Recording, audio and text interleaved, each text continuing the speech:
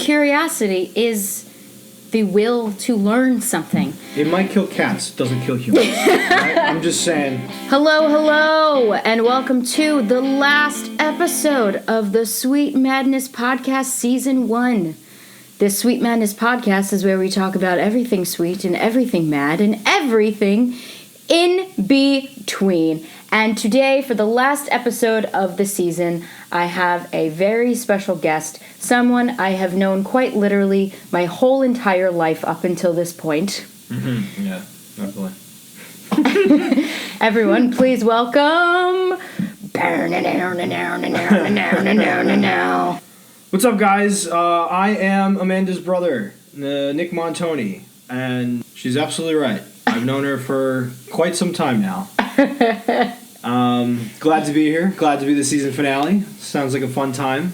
Sounds like you've been doing a lot with this endeavor, Amanda, with other things as well, right? A lot.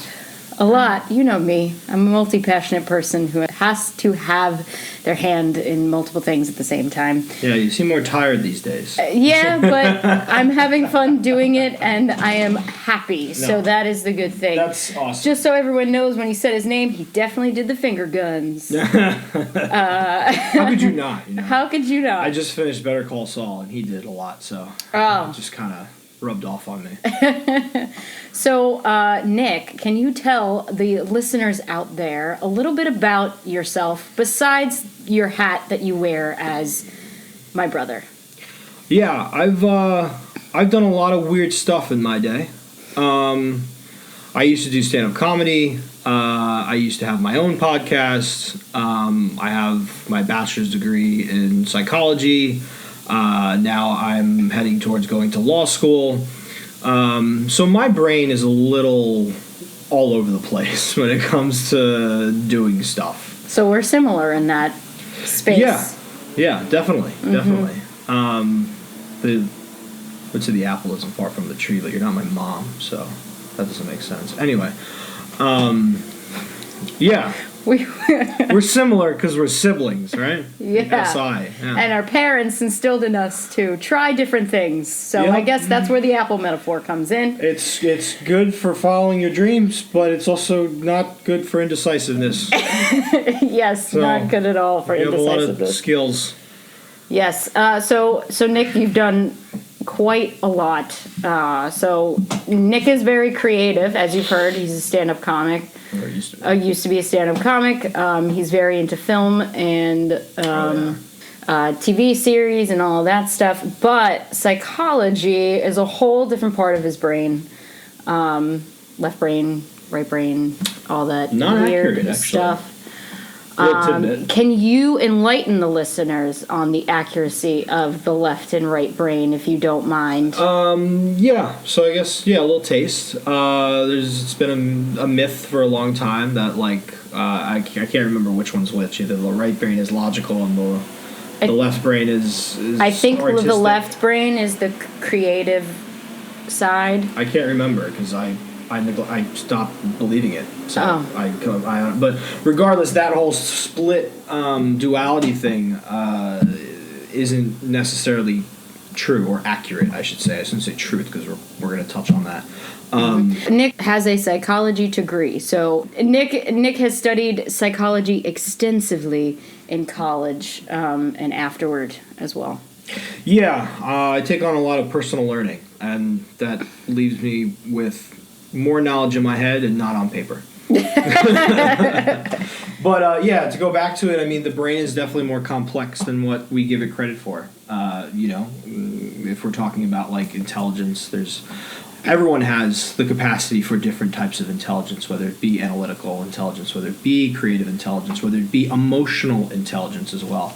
Mm-hmm. So it's more of there's more variables to it than just one side and the other side. Mm-hmm. So yeah. So Nick takes on a lot of personal learning, so including after college. And now he's going to go to law school and practice law to be a lawyer, which is definitely, my family is very proud of him, and we never expected to have a lawyer in the immediate circle of our family. I didn't expect to do this either, so I'm right there with you, This wasn't a choice that I saw coming. Right, and so with that knowledge, Nick, since you've learned a lot, and you've learned from psychology to philosophy to law to everything in between, you read on so many things and take courses of so many things, what do you think the biggest thing is the takeaway from being a person who is learning driven? Does that question make sense? Sorry, guys. I'm still kind of waking up. So if this is normal for me. Well, if I could put on my my lawyer hat, thing is a vague term, Can you specify a little bit more? Like, what's a specific takeaway people can take, for lack of a better word, from having a learning mindset? It never stops. Class is always in session. It also, you realize that there's a lot of learning to be done outside of a traditional classroom, and the world is your classroom, as opposed to being confined four walls with a teacher at the helm. You also, I guess specifically when we're talking about reasoning, formal reasoning, intuitive reasoning, you're able to navigate more. You're able to think things through more precisely, efficiently, and you can come to a better conclusion than if you hadn't thought about it reasonably. And when you mean reasonably and logically, you mean using the part of yourself that thinks logically and by this affects that, cause and effect, or possible outcomes, and not driven by emotions? Is that and is that emotions should play a part in it? You should try to figure out what you value, which has emotional relevance to it. Values are not just an emotional not just the analytical contemplation, but an emotional contemplation. I guess what I'm talking about, deciphering kind of what you said. You see the cause and effect of certain things, or you take into consideration different variables of whatever phenomenon or event or situation that's happening, and you try to come to the best conclusion. And I guess the biggest question is what's the best conclusion? How do you decipher what the best conclusion is?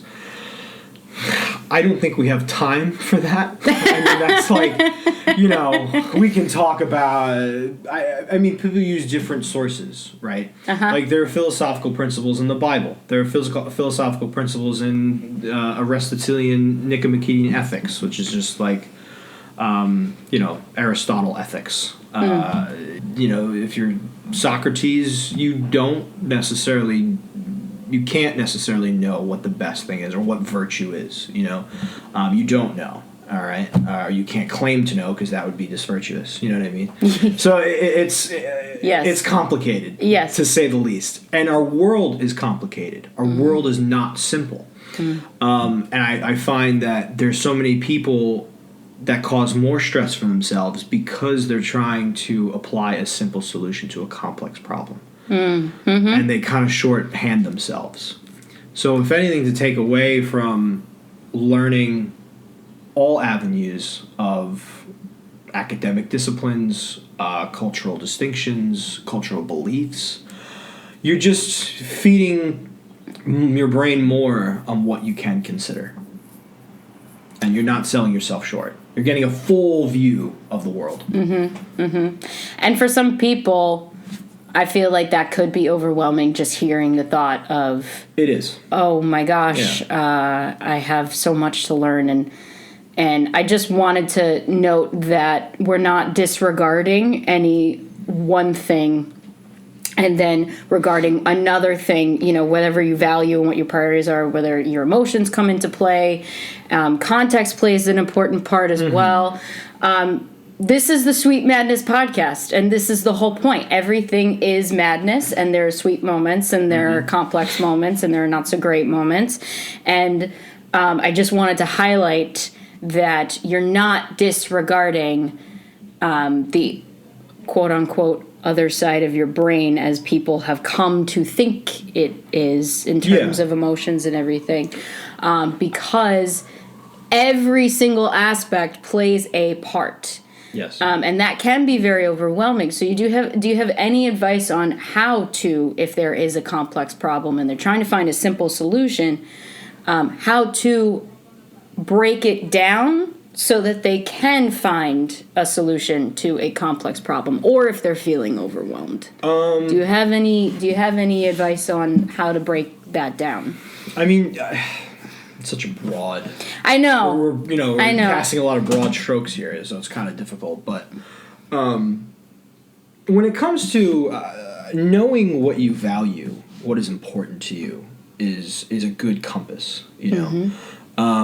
Because it does take in consideration how you feel emotionally about a certain topic. That's not to say I don't think you shouldn't question your emotions and what you value. I think you should, because it can lead you down a path that could cause potential harm not only to yourself but others. But there are also people who live their lives on an individual scale to the fullest, to their fullest extent, and they don't contemplate these things. And that's not necessarily bad, in practice, but if they do elicit some consequence or elicit some action that has consequences, that's why we have the law. You know what I mean? To kind of narrow or not to cast justice on things that do happen based on people's individual values and from a valid emotional place. And based on their choices and their actions. So basically, guys, what it comes down to is you never stop learning in the world. And what Nick is basically saying is open-mindedness brings you further than you ever thought you could go. And so this is another thing that I've noticed and I've heard about, I think possibly from you too. There's this notion like, hey, we have an open mind, and then you get to a certain point and you think you know everything, but then actually that is counterproductive because you're actually just stunting your growth of learning even more. Once you think you know everything, you actually know nothing. I wouldn't say nothing, but like there's that sentiment and that vibe that, you think you know everything, and then actually you're blocking yourself off from learning new things because change is always happening in the world. Exactly, and I've been guilty of that. I've said so many times, especially when I'm frustrated or there's more emotional impact of. Or emotional reaction of a situation where, people are just stupid, or I come to some sort of simple explanation that it's inappropriate, I reflect on my emotions. I try to contemplate my emotions, and I think that's the important aspect of this, because it can bring you to a place where you are disregarding other people's perspectives, you're disregarding other people's experiences. It also depends on the type of conversation that we're having. You know what I mean? Like if we're having a conversation about physics, you can't just say like, it's gonna rain meatballs any day now. You know what I mean? And think that you're right. Shout out to the childhood book. Yeah, essentially, right? So it depends on what kind of conversation we're having, and context is important, is huge. Yeah. Right. With all of this. But yeah, I think we're all guilty of it to an extent, and not in a aggressive way, just in a human way. We all do things that we regret. We all do things or have reactions that we're not proud of, and that's all part of being human. And we all mentally want to feel secure and safe. Yeah. So we go with the thought. If there's a thought about, something about society and how we should be and, what we should do for a job and, everything in between, from the patriarchy to the role of, school and everything. There's this notion that, we're supposed to be this way. It feels safe. So when anything different comes along, it's dangerous. We don't like change. We like to feel secure as human beings. So we actually just end up getting stuck in this endless state. And that's kind of, if you want to talk about duality, that's, I would say, the true duality of human beings is balancing our almost need for progress while also adhering to habitual behavior. We are creatures of habit. We like to do the same things over and over again, but we also do have to progress or else we will die. Yeah. As a species, it is a survival. We have to adapt. Yeah, we do have to adapt. So it is that balance of trying to just decipher when is it appropriate to change things, when is it appropriate to stay the same, and that goes for across the board. Whether it's whether you're a counselor, whether you're a lawyer, whether you're a politician, especially we see that in politics all the time. Yeah. And it's just human nature, man. Yeah. Sometimes we're all a mess in terms of, if we want an answer, it's messy to get to the answer, and we're constantly in a state of trying to balance. So with this and knowing this, do you think that, I know our education was very clean cut in certain things, and when I got to college, I was kind of not sideswiped, but I knew some of the things that I was learning because it was in me. I just didn't know how to express it, or we didn't learn that in school. And also there are a lot of things when I got to college where I was like, oh my gosh, I'm learning so much just about being a human being. And in a way, I feel like, elementary school and high school did me a disservice for actually being prepared to go out in the world.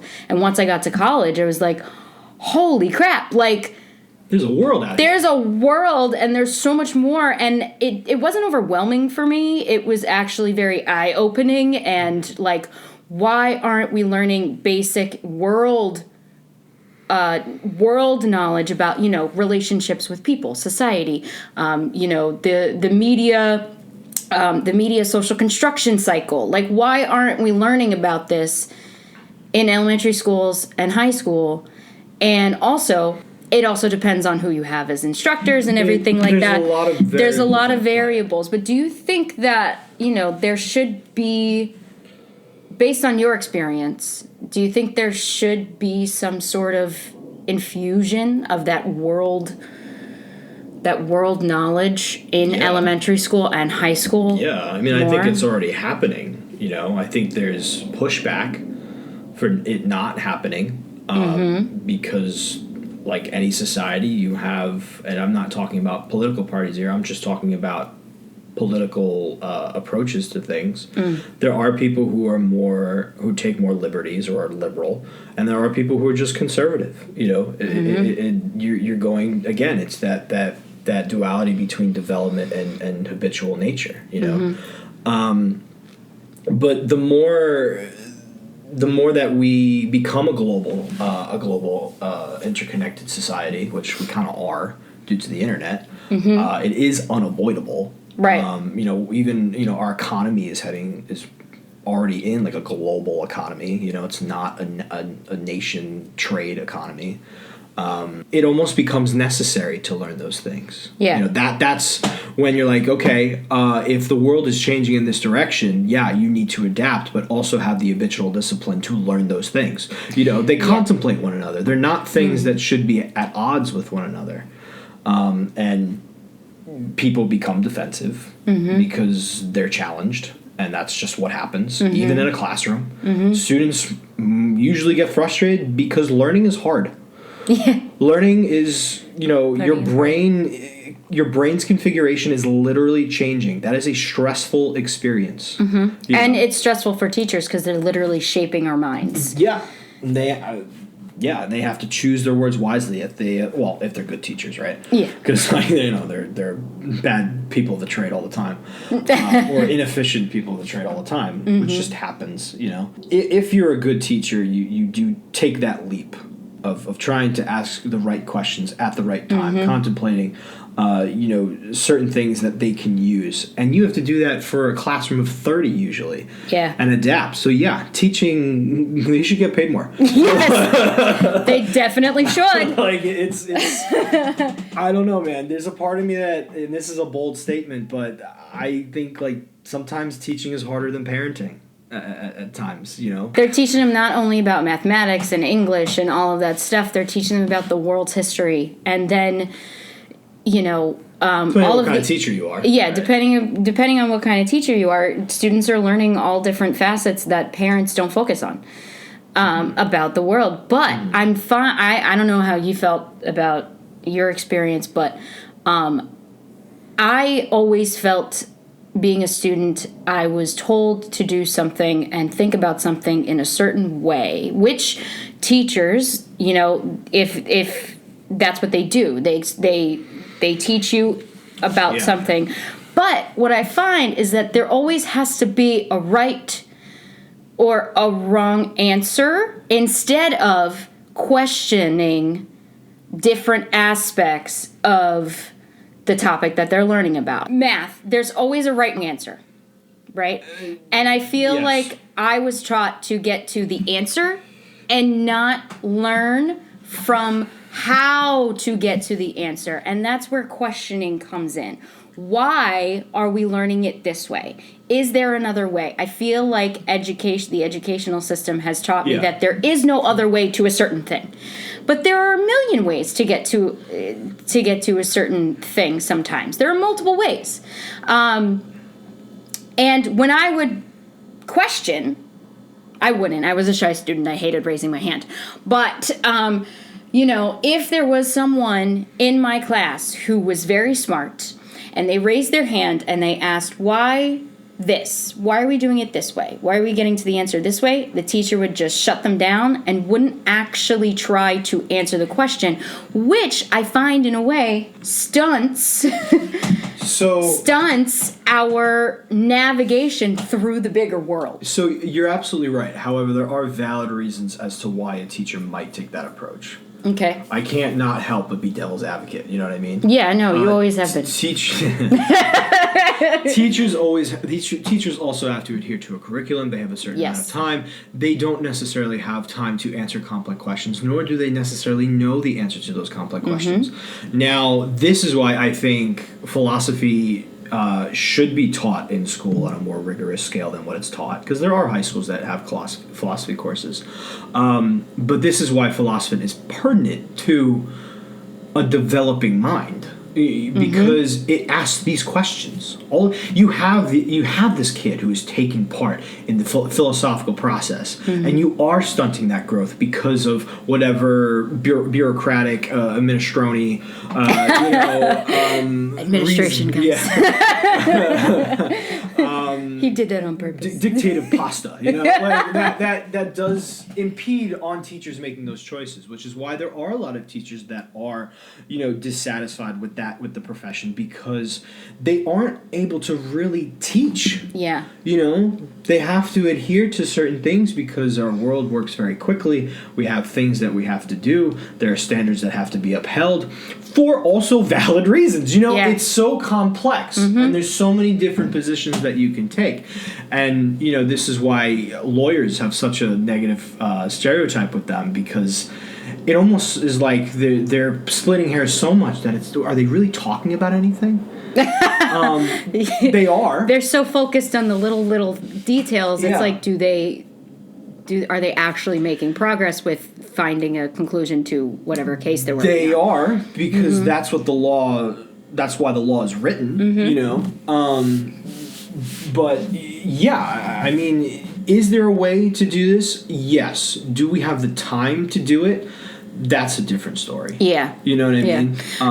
I also feel like that's kind of what integrated into, my eyes becoming wide open in college, because you would sit there and you would have discussions. Yes. You would have the philosophical discussions while learning about a certain concept.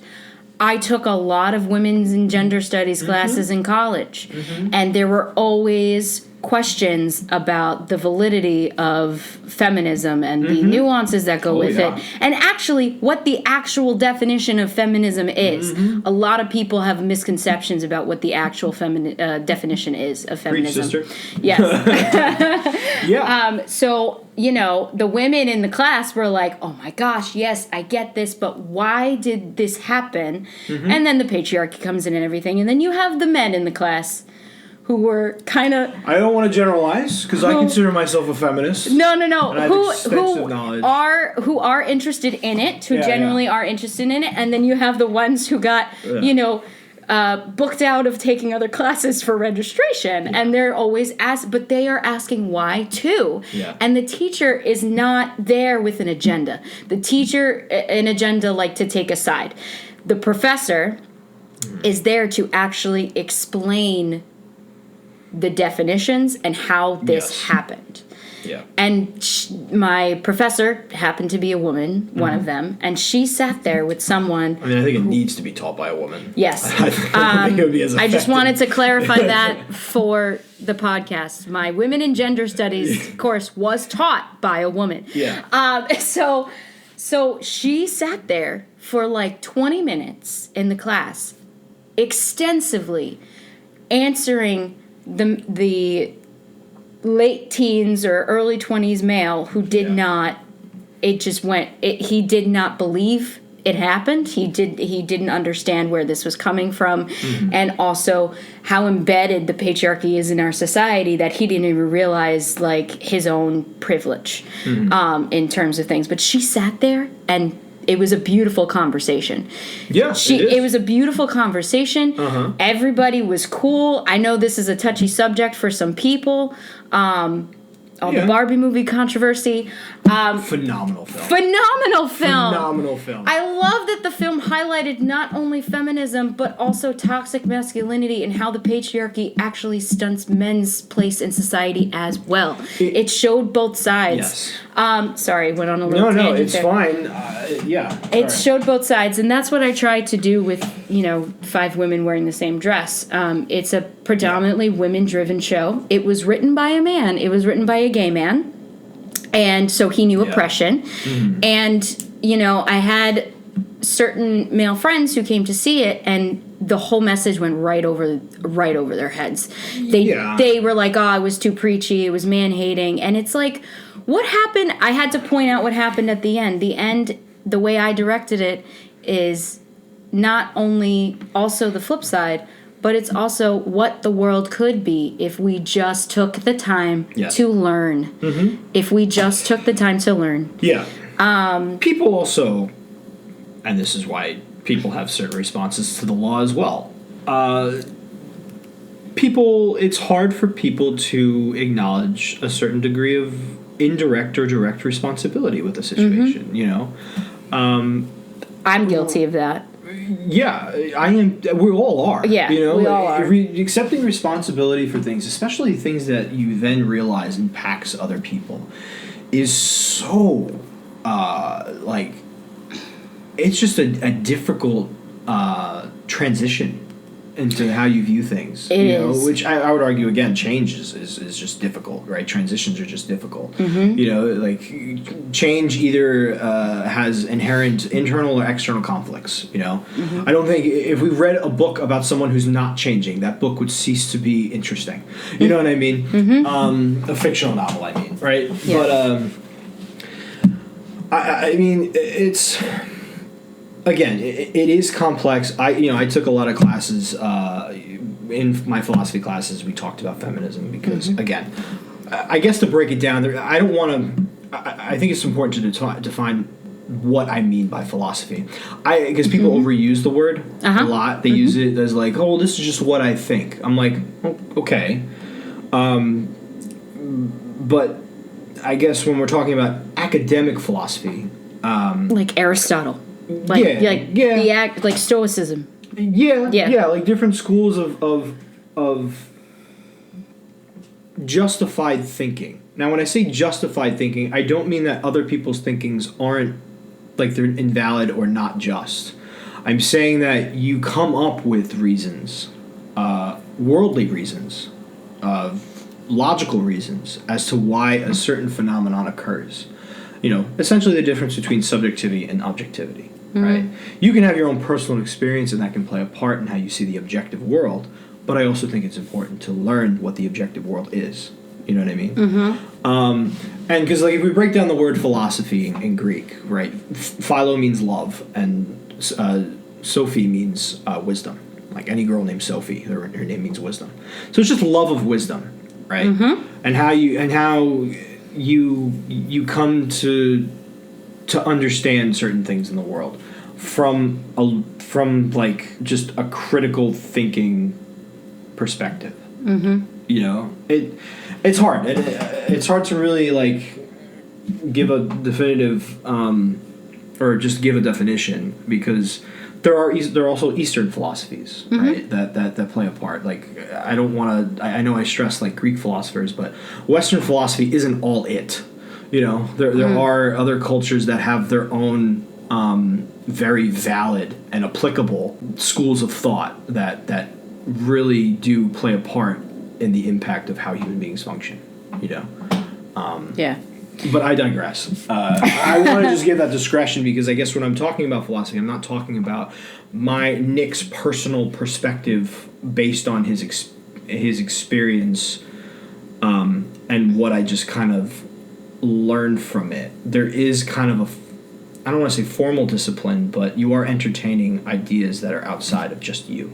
Yeah. If that makes sense. Yeah. I hope I'm explaining that. No, you are. It's I'm going back to what you were saying before you went into this little definition of philosophy.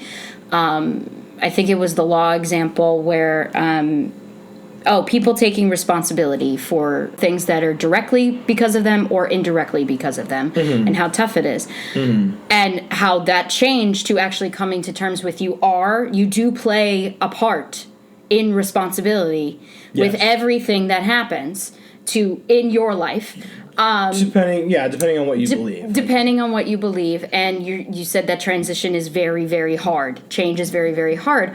But once you come to terms with it, based on, times when I have gone through that transitional change, it's freeing.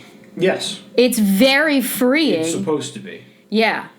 You're not clutching on to something and letting it eat you alive. You're like, oh my God, there's something bigger than me out there. Yes. Why the hell am I doing this? And hopefully that'll spark a change in how you lead your life. But, it's very freeing, and I very much appreciate that. And going back to your initial question of education, and is it possible to to learn these concepts or these high this abstract thought, it does take the individual as well. You know what I mean? There does need to be some individual application of it. So for me, I just liked hearing different perspectives in school. I don't know if that's inherent to my personality. I don't know what the deal is. I just am always attuned to... I always like to understand things. I could make the argument it's a defense mechanism. Me understanding things helps me feel secure, right? Because I'm able to assess the situation at hand. I'm able to come to the best conclusion about a situation, or the best approach to a situation. So you can come up with so many psychological and philosophical arguments as to why Nick does that. Right? But I also want to, that principle of it does need to be an application. I started reading philosophy before I even took philosophy classes. I started asking these questions just offhand, because things just didn't click with me, or I couldn't. There are some answers that weren't enough for me, right? I wanted more. I wanted more, I guess, concrete. Now, ironically, that just led me to more questions, which is what philosophy is supposed to do. But it's supposed to be free. You are supposed to be able to not only assess what's happening externally, but also internally, and you're able to reflect, and you're able to make that. I don't want to say free choice, because that's That's a whole other thing. Yeah, that's a whole thing for me. When it comes to like neurology and like determinism, again, just philosophy. Like these are all philosophical ideas, and what I believe. But there is that sense of relief. If it's not freedom, it is relief. You know. I feel like so everybody. Do you know when you were a kid and there was always that kid? I was never a kid. You were never a kid. I remember him as a kid quite fondly. Yeah. Big curly hair. Sorry, Nick. Hey man, I ran through picnics. Yeah. That's where my trauma comes from. He ran through my picnics. I'm right. joking. I'm joking. So you're a little kid, right? And there's always that one kid where they ask a question, and the parent or an adult answers, and then they ask why. Yeah. And then the adult gives them another answer, and they ask why again. And the adult gives them another answer. They ask, and then they ask why again, and the adult gets mad. Guess what, guys? That we're all born with the strive to learn why and how things happen and why they are constructed this way. Never stopped. I never exited that stage. No. You annoyed me quite a bit. Because again, it is annoying, but our brain craves this. Yes. And at some point, we're told to not do it. I know. Right? And we conform. And we don't, bolster through. And I could dedicate like 5 hours to what rebellion is. You know what I mean? From a philosophical perspective. And it is a shame because... From teaching dance for years, I knew that I was shaping these kids' brains through dance. I was teaching them lessons that they weren't necessarily getting in school with gym class or something like that, and how dance can be applied to an emotional outlet. It can be applied to structure. It can be applied to all different things, and kids are so much smarter than we as a society of adults believe they are, and it saddens me that their curiosity gets basically shrunken when they become older because they have to conform to the specific social construction, which in some ways I think is very beneficial. Like in terms of social construction. Yes, it depends upon the social construction. I remember when I was in college, there's this guy. A fellow student who I was friends with. He was from France, and he was telling me that he was taking physics in the 3rd grade. And I'm not saying this to glorify the French education system, which, I mean, if we want to look at statistics. But my point is that it brings up, it's an example of what kids can be capable of learning if you give them the opportunity. Yes. Right? They can learn physics in the 3rd grade.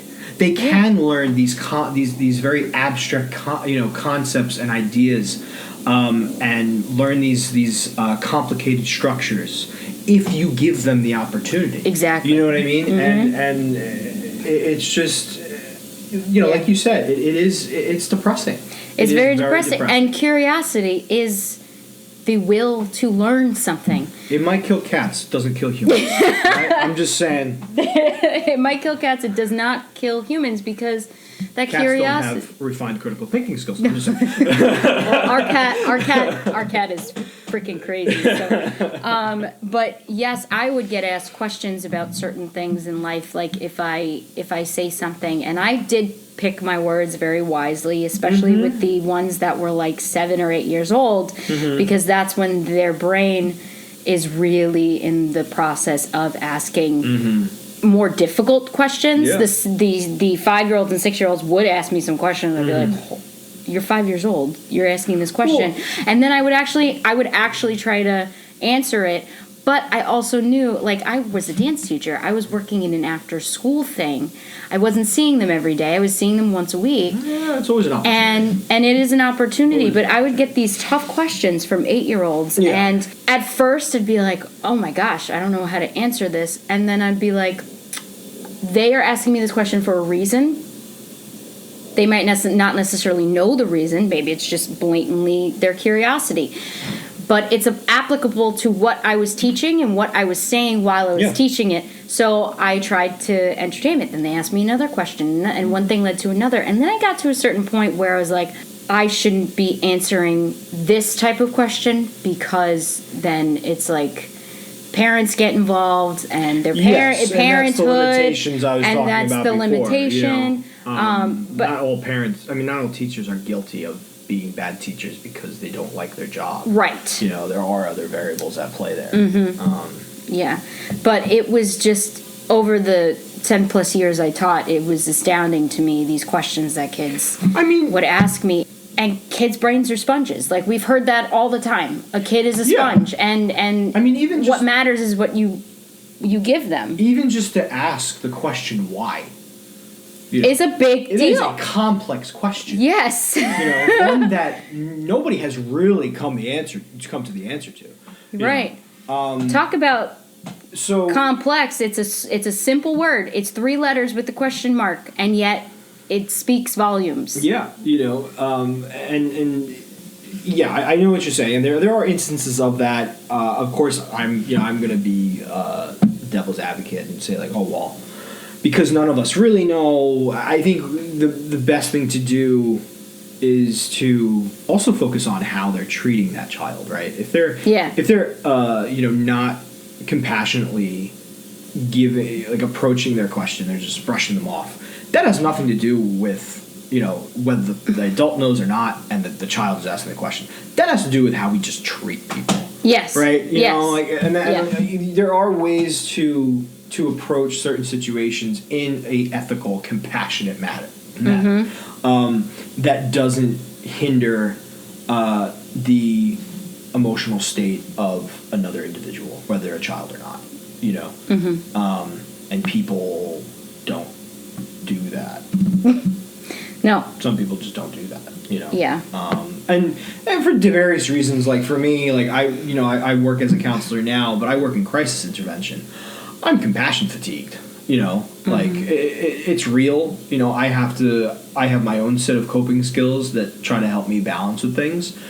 But yeah, it goes back to just being human, we are making these judgments, but it is important to bring their humility and their humanism all into play, and and their personality and all of that stuff. Yes. Yeah, exactly. Yeah. So I guess that's what I want to emphasize. Do you have any other last tidbits you want to say to the listeners before we sign off? I'm trying to think. Condition yourself to be comfortable with being uncomfortable. Yep. Honestly, it is the most liberating thing you could do for yourself. Just being uncomfortable. For me, in my personal journey, that took me a long time to actually do. And since I became comfortable with being uncomfortable, I have had a much sweeter life because of it. And it's not saying to, disregard any of your emotions or invalidate your own experiences. Don't do that. It's just do the thing. Do the thing that scares you. Do the thing that you're afraid of. Yeah. And being uncomfortable, you're always going to feel uncomfortable in a world of change. Yeah, and the only way to really fight fear is to approach it head on. I don't know if avoiding fear just reinforces more fear. And there's different ways to approach fear head on. Yeah. Yeah, and everything's layered, guy. But the action is still approaching. Yeah. So we live in a world of craziness. It's all over the place. Perceived craziness. I actually think this is exactly how it's supposed to be. I'm perfectly fine with how certain things are. I'm just saying. That's just me. If this was my podcast, I would just call it The World. Like, sweet world. It wouldn't necessarily madness. There's all layers and context and contemplations, and and we do get overwhelmed because we are human beings. So we feel things. We feel overwhelmed. We feel like we don't know we don't know the best way, and we need to do the best thing the best way. There's only right way. Yeah. And guys, it's okay. Like, that's what Nick is saying. Like, it's okay. Like, it's all right. Just breathe. You'll be so much calmer if, like, you accept the things that are affecting you. Like, if you just, we over dramatize it a lot in the media and everything. Yeah, yes. I mean, there are things definitely to be passionate about. Yes. But, the more that you try to take a holistic approach and accept that there are just unfortunate things in the world, they just happen. And they've always happened. Yeah, they never not happen. They will happen tomorrow. These are the waters that you're treading. How are you going to cast your sail? Isn't that a metaphor for the morning? You know what I mean? Yeah, guys, let's go sail a boat. Come sail away. Away with me. Yeah.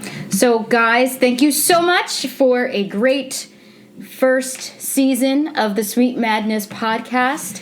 If you like what you heard, subscribe, comment, rate. We love me and my team of one. Love hearing your comments and your feedback, and please do comment, because I want to know what you want to hear more of. I want to bring you content that you want to hear. Ask questions. Ask questions. Ask questions. That's the whole theme of this episode. For the love of wisdom. For the love of wisdom. That is the title of this episode. I'm making it right now. If you want to shoot me a DM with your questions and your feedback, follow me on Instagram at amanda.montoni. If you want to follow Nick, what's your Instagram handle? Montoni76. Montoni76. And don't forget to subscribe to the Sweet Madness podcast over on amandamontoni.com. Love you. Thank you for a great, wonderful first season. Season 2 will be happening, I promise. And see ya in a couple months, I guess. Ciao. Ciao. Ciao. Arrivederci. We're Italian, if you couldn't tell. Bye-bye, guys. Have a good one.